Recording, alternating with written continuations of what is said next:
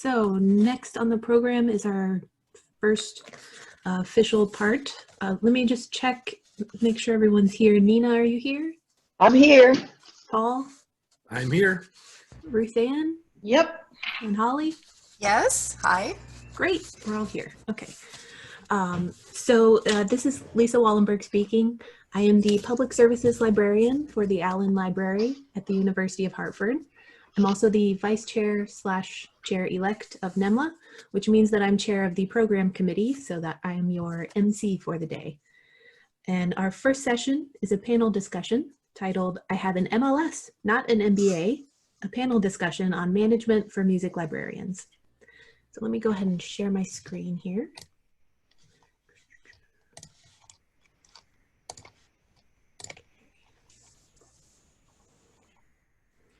And these slides are going to rotate continuously, so don't worry. If you miss something, it'll come back around. So first, let me introduce our panelists. We have Nina Davis-Millis, Director of Community Building and Engagement Programs for the libraries at the Massachusetts Institute of Technology, as well as the Interim Music Librarian for the Lewis Music Library at MIT. We have Paul Engle, Director of the Brockton Public Library System, Ruthann McTyre, Director of the Irving S. Gilmore Music Library at Yale University, and Holly Mockovak, Head of the Music Library at Boston University. And before we get going, I'd like to just explain how this session is going to work. So first, our panelists will give us some background information on themselves and their management experience. And from there, we're going to open it up to questions from anyone out there in the virtual audience. And you have two options for submitting questions. So first, you can ask your questions with the Zoom chat feature. If you don't see chat right now, look for the chat icon. Looks like a little speech bubble. Click on that and the chat window should pop up. And then the second option is to submit your questions through Poll Everywhere. And if you prefer to ask your question anonymously, this is where you want to go. I know some of you out there may have employees or coworkers who are also attending today, so we are happy to take your questions anonymously. The URL for that Poll Everywhere will come back around on the slides. So just skip the step for entering a username and then ask your question. Or you can also use the texting option with your phone. So I'll be moderating between those questions and our panelists. And with that, let's go ahead and get started. So I'll just go alphabetical here. Nina, can you start us off? Introduce yourself. Sure thing. Thank you. Hi, everybody. I'm so happy to be here with all of you today, virtually. Mine is a most untraditional career trajectory. And when Lisa first asked me to be on the panel, I thought, wow, I'm not sure I have anything to say. And then I thought, yes, I have everything to say, because we are music librarians. We are all outside the box thinkers. And in fact, my career, as untraditional as it has been, is a great example of where music librarians can go, those of us who decide that the traditional music library path is not for us.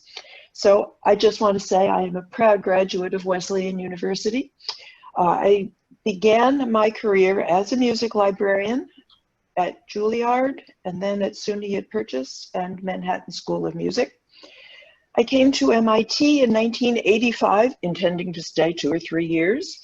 I was in the music library there for 6 years. And then I moved into a role of associate head and reference coordinator for humanities and social sciences. I did that for a few years. This was in the early 90s. And I was part of a very exciting committee that was collaborating with libraries and campus-wide IT staff to think about how to bring library content into the campus network. This is before there was the World Wide Web. That work eventually morphed into an actual job, which was called Information Technology Librarian for Public Service. I did that for a few years. Then, to my very great surprise, I was asked to serve as interim Associate Director for Public Service for the MIT Library System. I did that for a year. At the end of the year, I was put in charge of a consolidated IT department, which I headed for quite a long time. Couple of years into that, very unexpectedly, our head of cataloging and metadata left, since I was the only person on staff who had a background in cataloging, as we music librarians do it all, right? They asked me if I would cover that on an interim basis. At the end of a year, they said, wow, this is actually working out pretty well. Just stay there. So for some years, I was the head of a merged IT and metadata department. Our current director, Chris Berg, has been with us for a few years, and one of the very first things she did was carve out a new role for me, which is this community building and community engagement role. And I am slowly building toward a whole program in community building.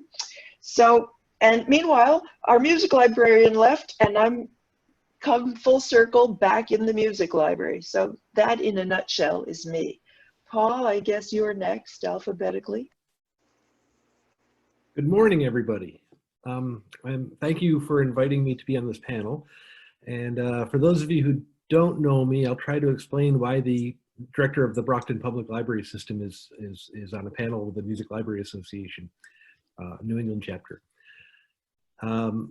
Like Nina, my career has been very, very unconventional.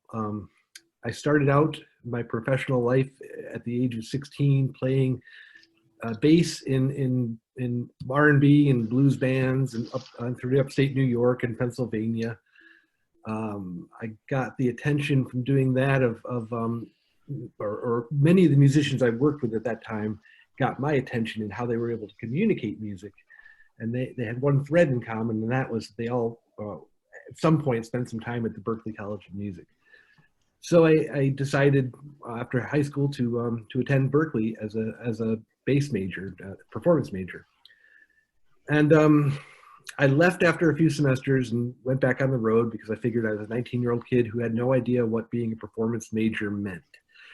So I hoofed around the country playing with a lot of different people, and eventually went back to Berklee and started working in their library as a student. And from that, I was put as a student manager, I guess it would be.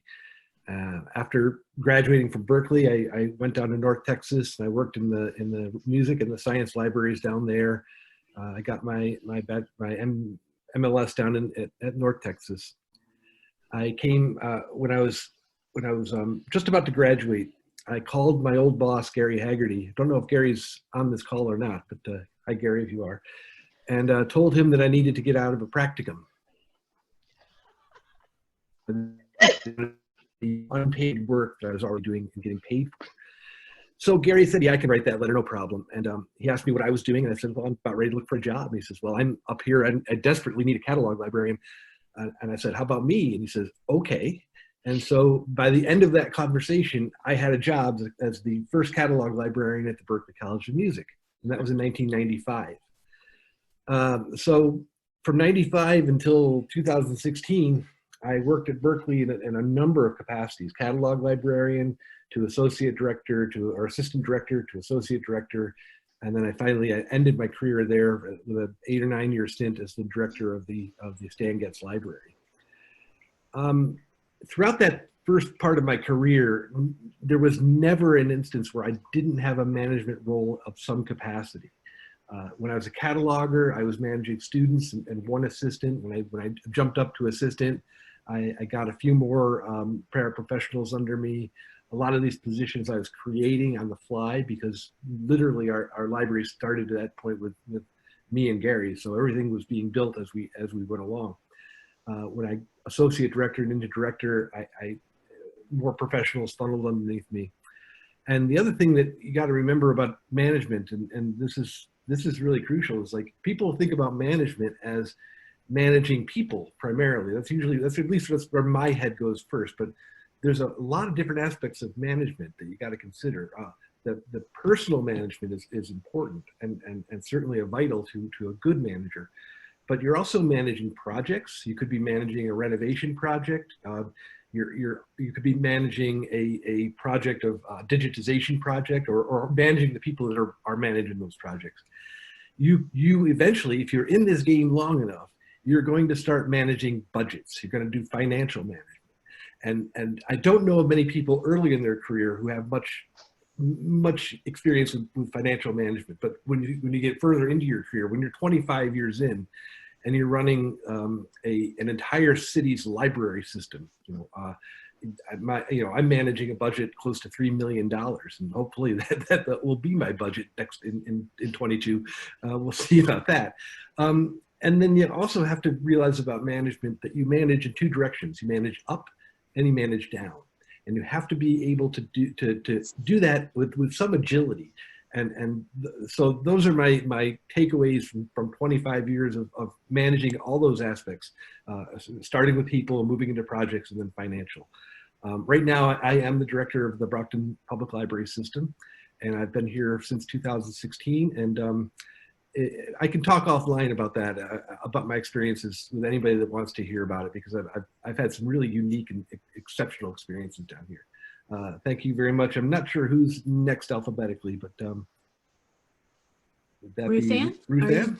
I'm next alphabetically, but our lawn guys are here. So Holly, would you go ahead and speak? And by the time you're done, hopefully they'll be done with our backyard. Thank you. Okay, you'd like me next? Go for it, Holly. Okay, all right. Good morning, everybody. Ditto for what has been said so far. I'm going to talk about 4 events in my life that inform how I think about my role as a librarian and as a manager, and working with the managers around me. I was the starving doctoral student with 3 or 4 other doctoral students decades ago, waiting in line at a library service desk for reserve materials that we needed to consult before heading off to a rehearsal. The staff behind the desk was having a party, and we waited probably 2 or 3 minutes for them to look up at us and help. I almost turned off from Libraries for Life at that moment.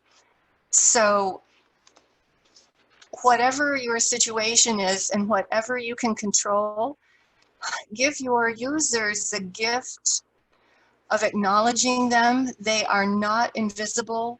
It will be give them the gift of your time and open the doors, whatever they may be.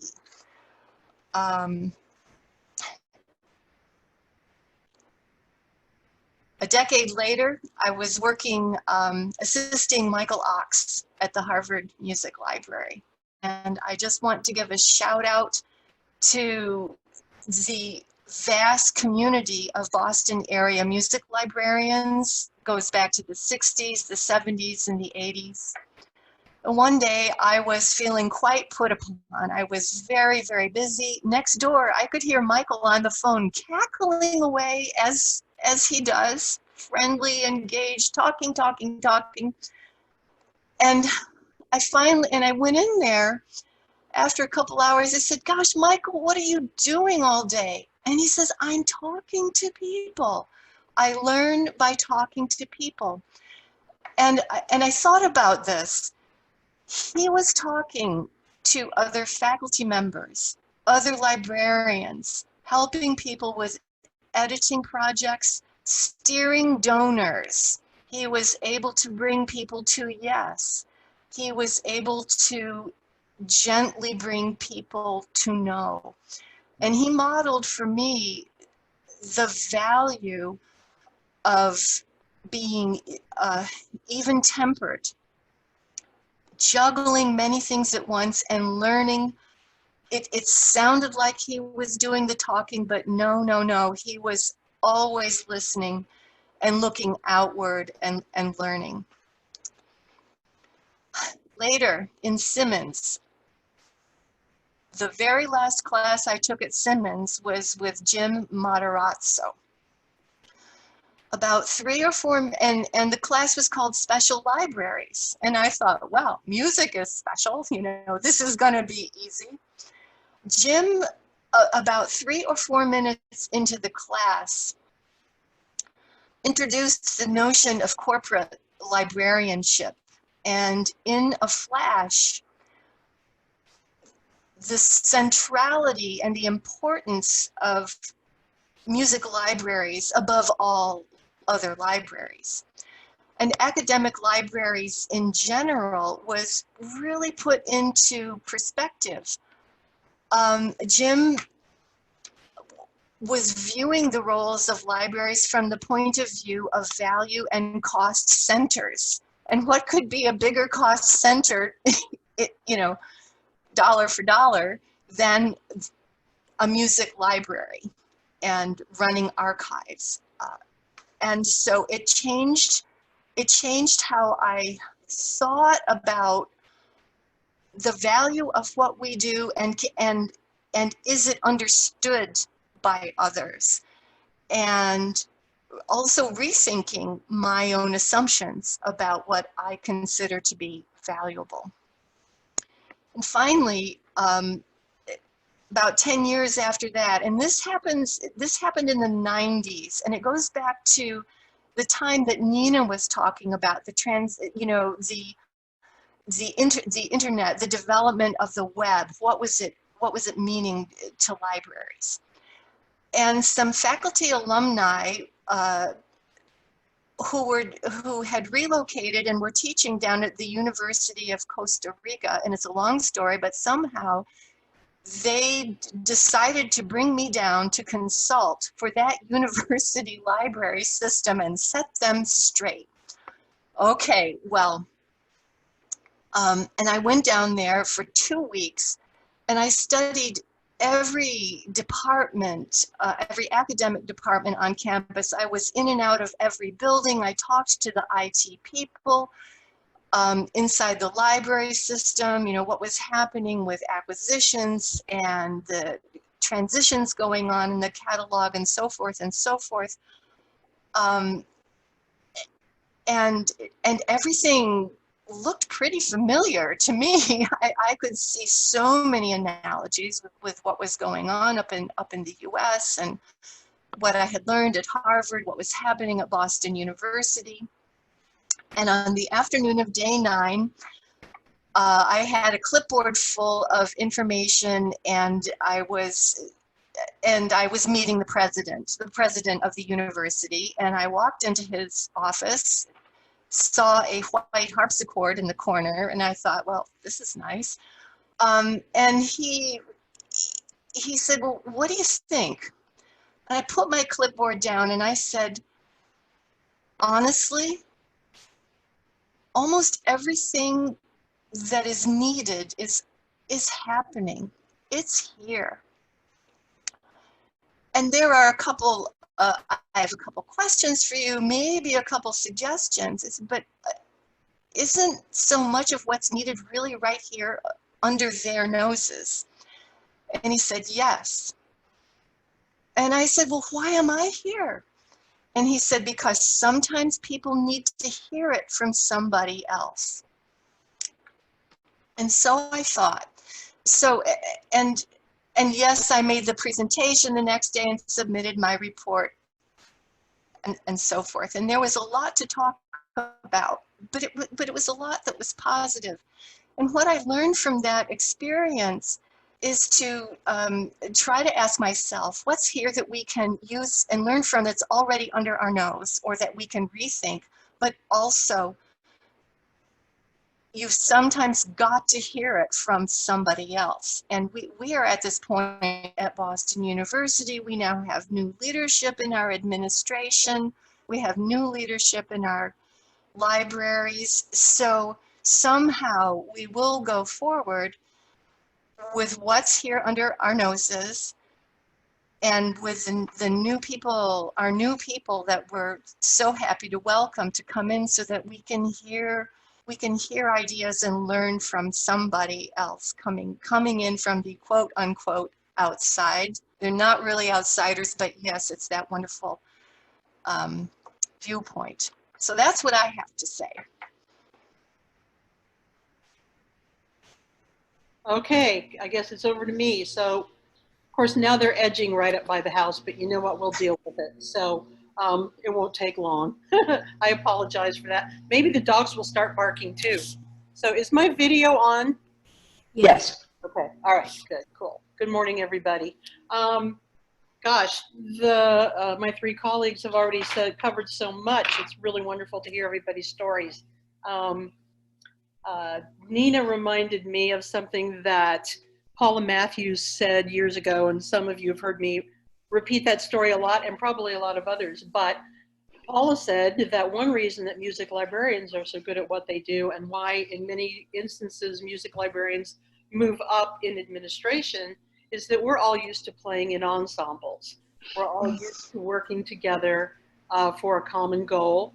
And I always remind my younger librarians and students that I have in past library school classes about that. I think it's an important thing to keep in mind, and I like to remind my upper level administration about that every once in a while too. Paul, I'm a fellow UNT graduate, so hey there, go Eagles. Morris Martin was my library school teacher, and one of my other significant library school teachers was Herman Totten, who taught administration and management. I took 2 classes from him because it just really resonated with me, and honestly, I love to work through case studies, so maybe that's why I followed the path that I have followed. Holly, talking about hearing from other people, sometimes you have to hear from others. I have discovered, and I really value learning from librarians who are coming into the profession in the last 10 to 15 years, at the very least, because I learned so much from them. Mm-hmm. And it's a real pleasure to sit back and learn from them. It really helps those of us in leadership positions stay informed and up to date, and have people to rely on. And so those are all important pieces, I think, to keep in mind. Oh, I see Paul saying Herman was a great teacher. Yes, he really is. Herman was also, my administrative teacher was also a choral musician who went into librarianship. So that was another fun connection that we had. My path started as a graduate student working in the music library at SMU when I was a vocal major, getting my master's in vocal performance there. And because I had no life other than school and my church job, I worked in the music library Sunday, Monday, Tuesday, and Thursday nights from 6 to 10, and really learned the collection. I really learned the reference collection very well. I stayed on and worked as a paraprofessional staff member, and my desk was right by the reference section in the old SMU Music Library. There were 2 sections of Introduction to Music Research at SMU at the time, and they alternated between meeting in the classroom and in the library. So for 7 years, I heard the Intro to Music Research class a lot from 2 different perspectives. So I think that also got me interested in librarianship. So while I was working at SMU, I also went to library school at North Texas. Like a lot of musicians in grad school, I had 2 singing jobs. So I had a temple job on Friday nights and Tuesday rehearsals, and then I had a church job. So like any good musician, I had 17 jobs and going to grad school at the same time. So I worked at SMU for a little while, and then my first professional job was at UNC Chapel Hill as the public services music librarian working for Ida Reed. I was there for about 5 years. Then she came in one day and said, there's a job at Baylor University that you might want to look at. So I did. It was the head of the music library there. So I ended up moving. Hi, Diane. Yeah, that's right. Once Tar Heel, always a Tar Heel. Went to Baylor University, was there for 8 years, and actually had the opportunity to step into an associate dean position for organizational development and planning as an additional appointment to my music library job. And in the middle of all that, I was recruited for the position at the Rita Benton Music Library at Iowa. So I ended up going to Iowa and stayed there for 13 years as the head of the music library, which was a great job and a wonderful job, and really figured that I would stay at Iowa for the rest of my career. And then the Yale job opened up, and I actually recommended to the person who was heading up the search committee a list of about 12 people that I thought would qualify for the job, because I really had no intention of applying and thought that there were a lot of people out in the profession that would do a much better job or were better fitted to the job than I was. And none of those people actually applied. Sorry about the dogs. They're really cute. But anyway, when none of those people applied for a variety of reasons, I said, well, what the heck, I might as well throw my hat. So, it's only going to cost me a few minutes to update my resume and write a letter. So I did, and now here I am. So somebody asked me one day how I planned my career to end up at Yale, and the answer is I didn't. I just looked at opportunities along the way that I thought might be a good fit, that I could benefit from, that I could learn from, and that's sort of been my career path. And it's been a fun one because I've gotten to experience a lot of different wonderful collections and know a lot of wonderful people. Along the way, also being involved in the Music Library Association, both at the chapter level and at the national level, is something I always encourage people to do, because you really learn a lot about management through the association and positions that you might hold in the association. You learn about a large structure. You learn about dealing with people at a lot of different levels and a lot of different points in their career. And honestly, I think my time as MLA president really helped to prepare me for the job at Yale. So I would encourage people to look at jobs in the association to learn about management from that perspective too. And I think for me, I've had opportunities to talk with Rebecca Littman's classes and with Sonia Capuccio Archer's classes. And the one thing that I always tell students, and one of the most important things you can do as a manager, is to listen. I really feel like my job is in very large part to sit and listen and learn from other people. So that, in addition to striving to be a good mentor to my staff, to look for opportunities for them to improve their background, their management skills, whatever they want to do. To be a good steward manager, I think, is very important. So to me, stewardship and listening are really two key factors in my management style. So I guess we can turn it over to questions, Lisa. Okay, so I'm going to go ahead and stop sharing my screen. So if anybody hasn't figured out how to get the speaker view, we can switch to that. I will put in the information for the poll in the chat. So if you didn't get it, you can find it in the chat. And if you missed any of the information on the resources, all these slides will be posted online after the meeting. So the first question that's come through is, do you have any advice on handling attitude issues from folks that you supervise? That's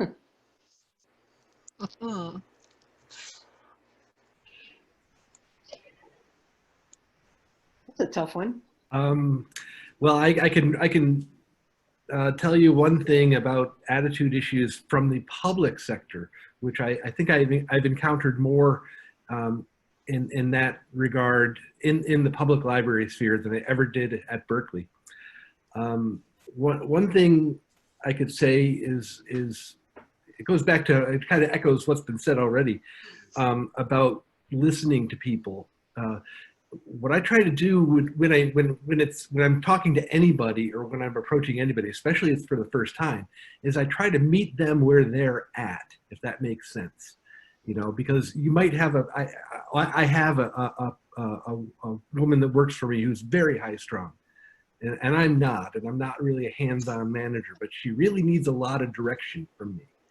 And so I take that and I say, okay, well then I'm going to give you very specific instructions and very detailed instructions on what to do, and and that helps. That helps alleviate some of that negativity that can come out of that. So you really have to balance your own personality, and sometimes you have to give up a little bit of your own personality in order to meet a person where they're at.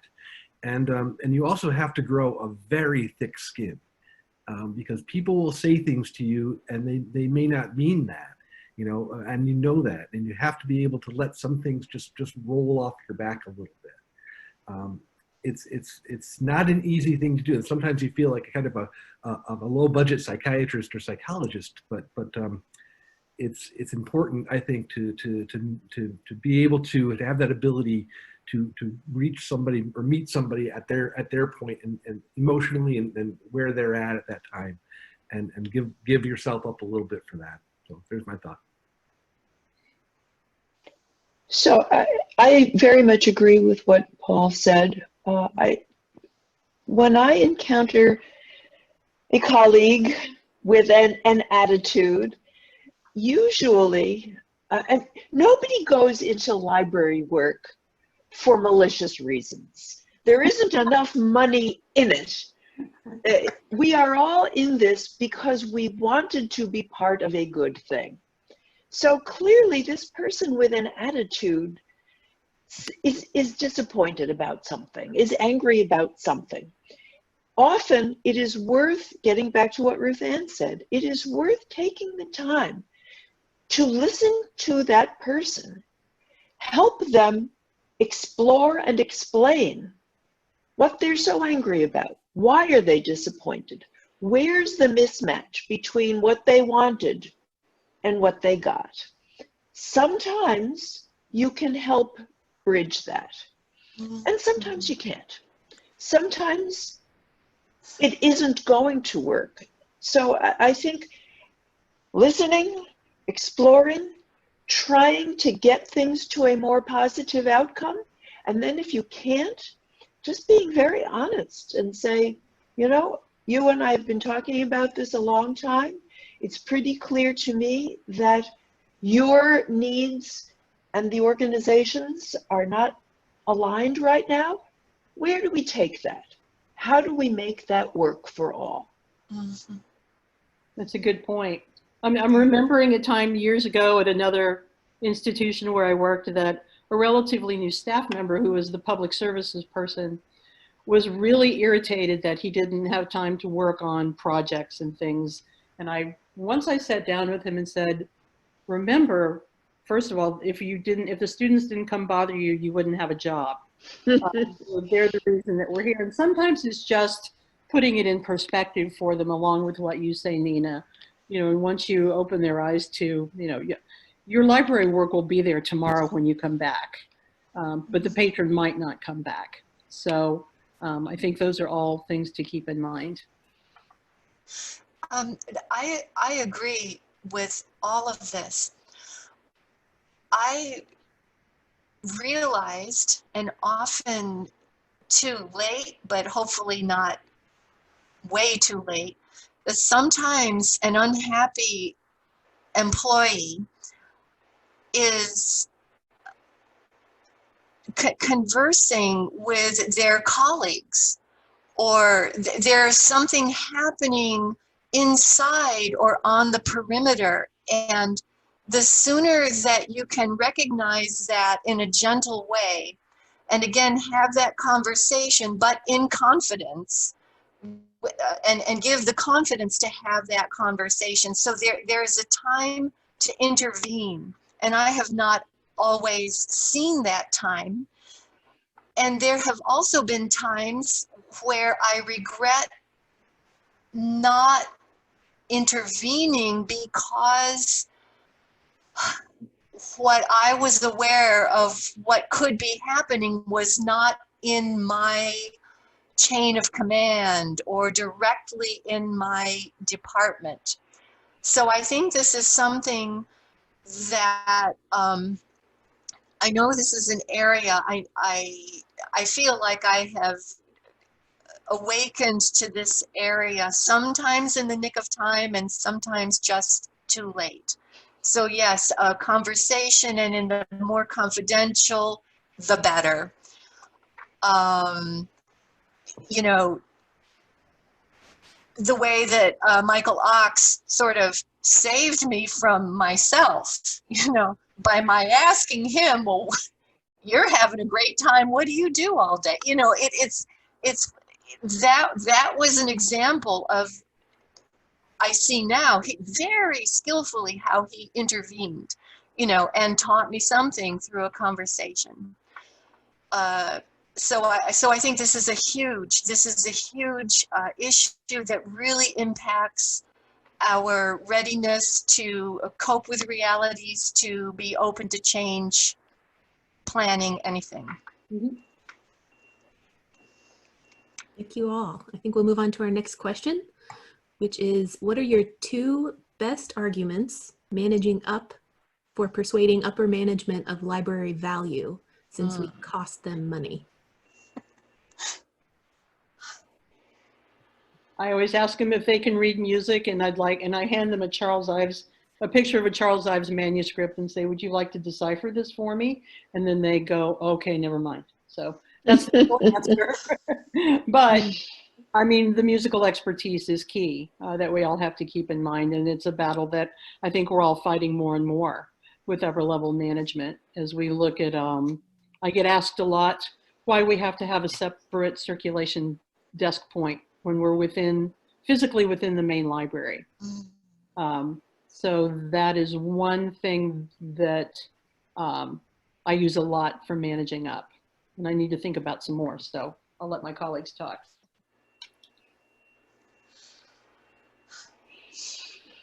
Well, I remember once when Roger Brown first became the president of Berkeley, he met with me and asked me why the library was necessary when we could be sending our students down the road to the Boston Public Library.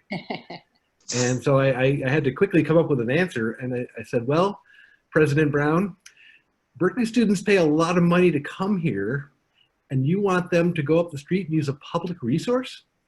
and at that point, I think he realized that he couldn't just do away with the library completely, because it was a service that was important to our students. You know, and tuition was high enough that I think even a businessman can understand that one. So that was one thought. So keep that in mind. Marie Bumpley.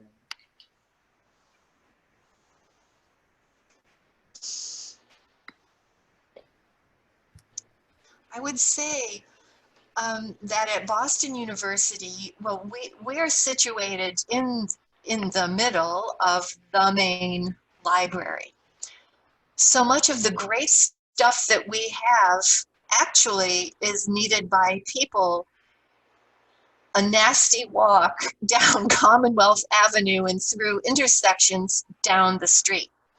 It's a fair question to say, why is what you have in this building, why is it down here and not where we need it? That's one thing. And then at a place like Boston University, there is nobody, and I mean nobody, who doesn't sooner or later have a warm spot in their heart for music. They need it, whatever that music is.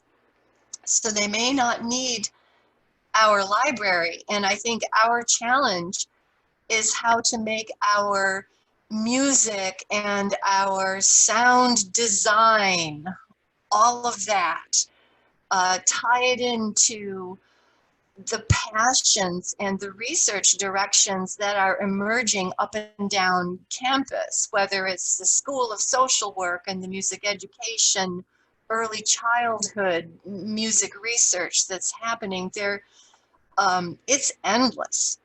So I look at the collected works of Paul Hindemith and I say, well, shall I sacrifice this, you know, in order to do something else? And so the assumptions and my training that I had, which sounds like the classic expert research and bibliography, and I had that, and it has served me so well.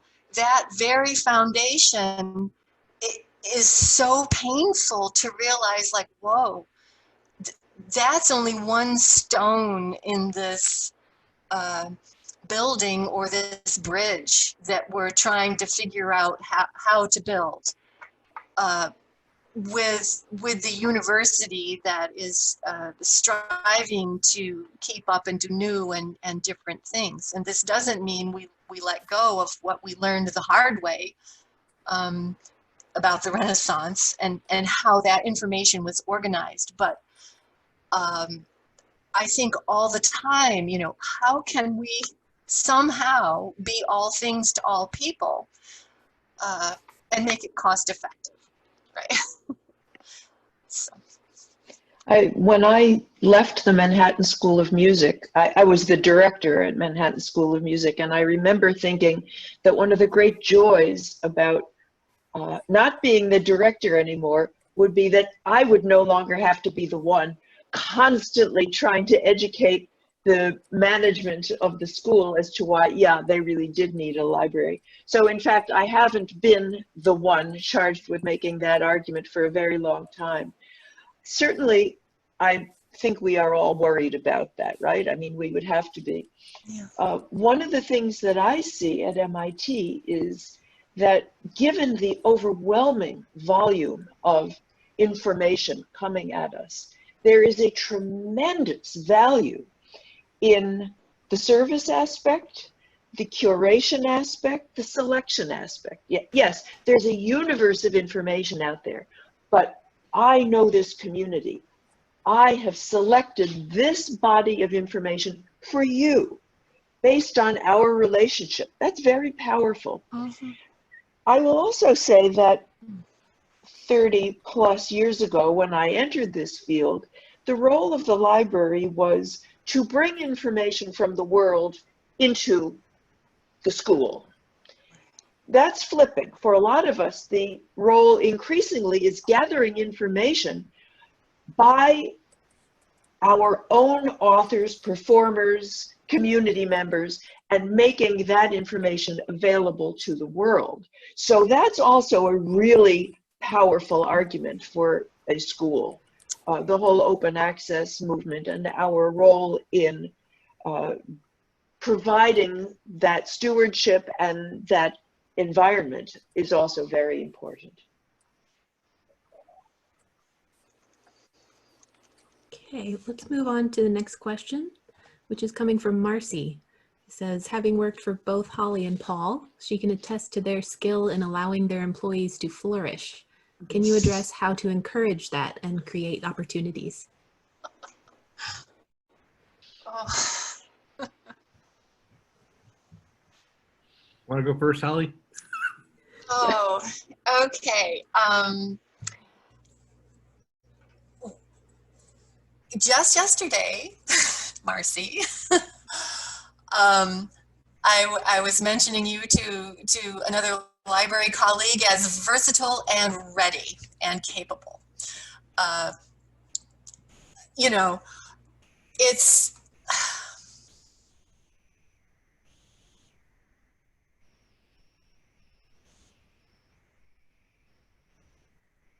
you have how do we do this? I don't, because no, I mean, you don't wait until, you know, an evaluation time. I hope I say thanks. I hope I say great with frequency. I hope I listen to what's on your mind, what is on anyone's staff member's mind. I hope I weigh what's being said. Gosh, I think when I am in a conversation elsewhere, I hear, and I'm always trying to figure out what's going on, you know, and to read between the lines. I say, oh, I have someone who would fit. So you put your people forward. When they wish to attend a conference or participate in a professional organization such as NEMLA and MLA, you know, you are out there signing off on that application, adding your 2 cents on why this is going to matter for the individual, for all of us. Yes, it's another opportunity to exercise, and no learning is wasted ever, in my view.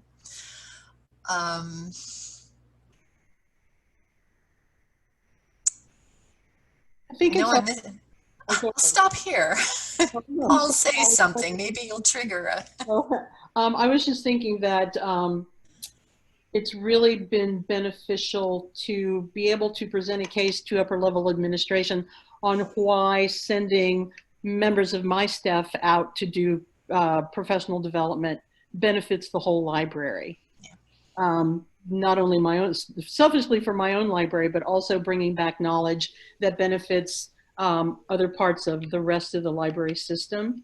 So it raises the visibility of the music library on campus and within the library system, but also helps with funding to get people to those meetings sometimes. That's something I think we're all going to have to be very cognizant of once we can travel again, things like that. But also keeping an eye out for things that look good to them, but also creating an atmosphere where your staff can come to you and say, I found this, I think it would be good for me to do. What do you think? And, you know, encourage them to go out and seek those programs so that you can help them grow their professional knowledge that way. Yeah, as Marcy might be able to attest to this. One of the things I like to do is create groups of people. I kind of match people up to do projects. So, and I think I'm pretty good at that, actually. And so I'll just find different personalities to come together and say, okay, and I'll give them a vague or a general instruction, you know, go climb that hill or whatever. And then you let them figure it out. Let them play with whatever you've given them to play with. And, you know, the worst thing that happens is something goes wrong, and that's really not a bad problem. You know, we're librarians, we're not doctors, you know, so if something does go horribly wrong, it's not going to be life-threatening, it's not going to be dangerous. And so, you know, allow for mistakes to happen, because out of mistakes comes growth, probably even more so than success. In that rotating slideshow that we were seeing before, one of the books there I recommended, the Say Yes to the Mess book. I think everybody here will love it. It uses jazz as a metaphor for a different kind of organizational culture, thinking about a jazz combo as opposed to a symphony orchestra in which the conductor is a leader. An improvisatory group can be a very powerful metaphor for how a team can work. Mm-hmm. So one of the things that Barrett talks about in this book is part of improvisation is building on a mistake. A mistake is just a good idea that needs to be brought into the whole. So yes, I very much agree with Paul about allowing people to try and stumble and turn that stumble into a dance move as part of a team effort.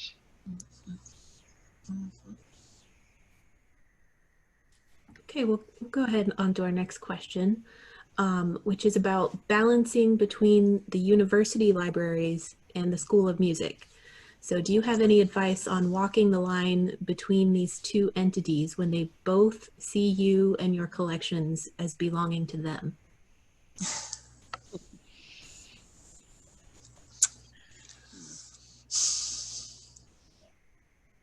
Go ahead. Yeah. Well, in our case at Boston University, and I know this is the case at some other institutions as well, we actually have 2 music libraries.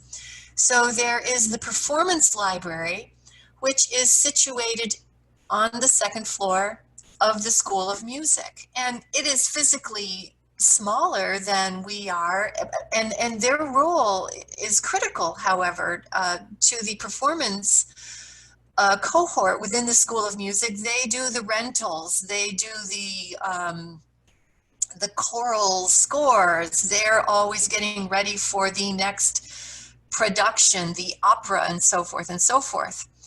So we are also a second floor music library, but again, we are down the street and inside the main music library.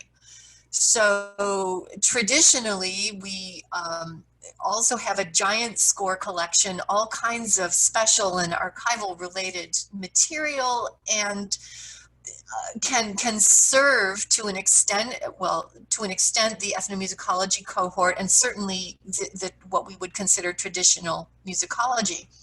In the minds of the undergraduates in particular, and they don't all know that we are down the street, because their own faculty are complaining that the undergraduates, how do we get them upstairs out of the practice rooms? You know, so that's the goal of the performance faculty, is to get them up out of their practice rooms and looking around them at their own cohort. So that's step one. So it is a process of bringing the students into the collections, or getting the collections. And again, this is where I just love Nina's articulating the flip. You know, how do we get the collections to them? How do we make the collections about them? And this has become really, really, you know, it's just hitting us like a big dope slap right now that we are where we are in the COVID environment. And I hope it's not too late to do an end run, to really rethink who we are and how we connect to the School of Music. I've had a lot of faculty reach out to me in the last couple of weeks, and we've been able to help, but it's like a little machine gun. Well, there's here, there's there, there's this and that, but it's not the comprehensive kind of net that is possible when we are physically crossing paths all the time. So, and so that's our story at Boston University. At Yale, we have one music library, but it serves two different music populations. We have the Department of Music, which are the musicologists and the theorists, and then we have the School of Music, which is the composers and the performers. So we are sort of a hybrid, like most of us, with conservatory leanings as well as the more academic side. So, and we also deal primarily with just graduate students. There is an undergraduate degree in music through the Department of Music, but I believe it's a Bachelor of Arts and not a Bachelor of Music. So it's a very different approach. I don't feel like I walk a line between the university libraries and the music school at all, because in a large library system like this one, the university library counts on me and the rest of my staff in the music library to serve the needs of our primary constituents. So they understand that that's our goal, and it's not really an issue for us here. They're just glad they have music people around to take care of it all, I think. Many people are surprised that MIT does have a music department. We do. It's small, but pretty mighty. I very much appreciate a very warm relationship with the music department. They do feel quite proprietary about our space and our collection, which is funny because they really don't own us in any way. The great investment that they feel in us is seen by the library administration as a positive, like, wow, there's a department that really cares about their library. So yeah, it's a little bit of a tightrope, but I think it works as long as you can make sure that each constituency understands the value brought to the mix by the other. The library administration understands that it's great that the music faculty loves the library. The music department understands that we are part of a great big collection, which also benefits their research and their students' work in other ways.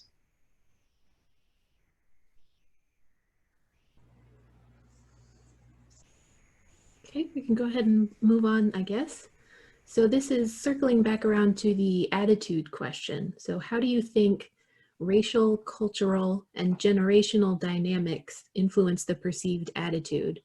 And I guess the question to go along with that is, how do you deal with those dynamics?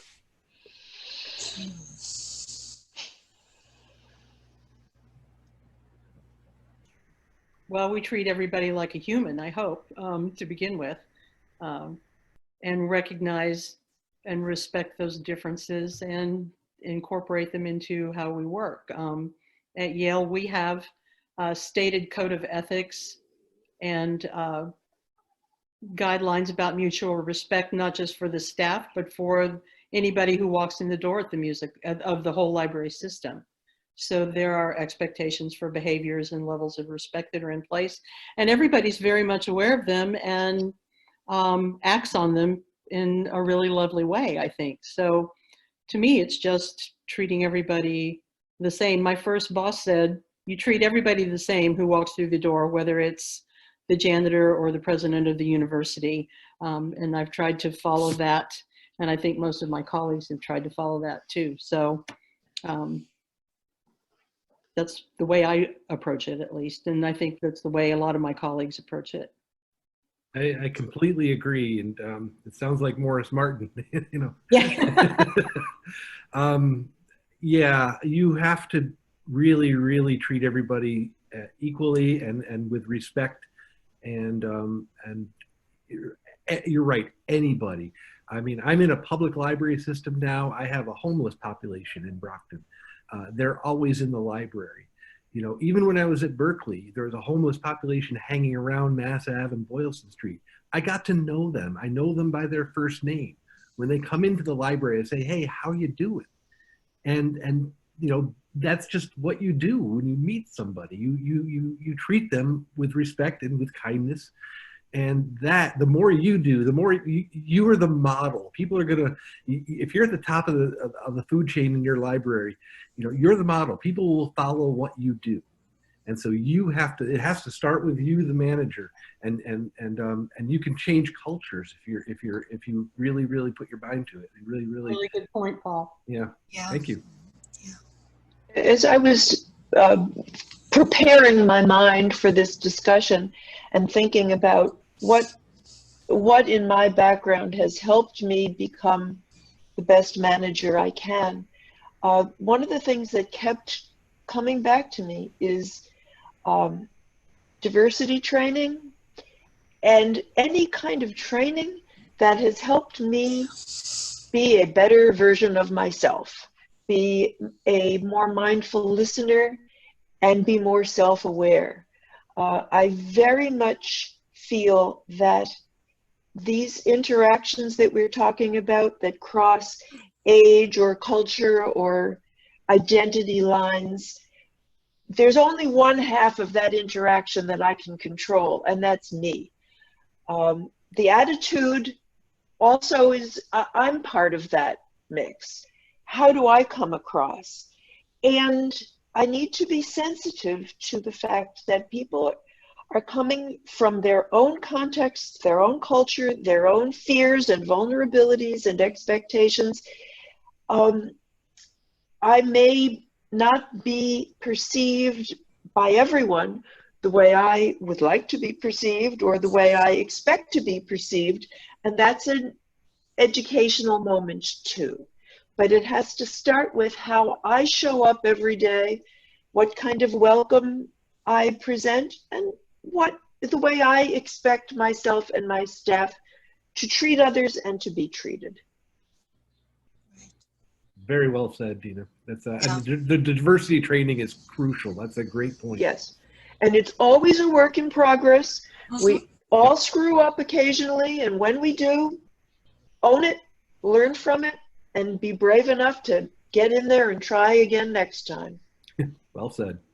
I appreciate Susanna's comments that are in the chat window right now in regard to difference in perceived attitudes. If you can all take an opportunity to read that, it's very helpful. Thanks, Suze. Glad you're here with us today. And Rebecca pointed out that they always make sure that their student workers know who the director is. That, yeah, we treat everybody the same, but it is important to know in particular who the leadership is, definitely. So you can treat them the same, but maybe with a broader smile. So I think we have time for one last question, which is a timely question. Any advice for dealing with the current crisis as a manager from your experienced perspective? if you thought you communicated a lot before, you better be communicating a lot more now, I think. I think we're probably all living in a Zoom world pretty much from 8:30 to 5, if not longer. But yeah, communication is definitely key.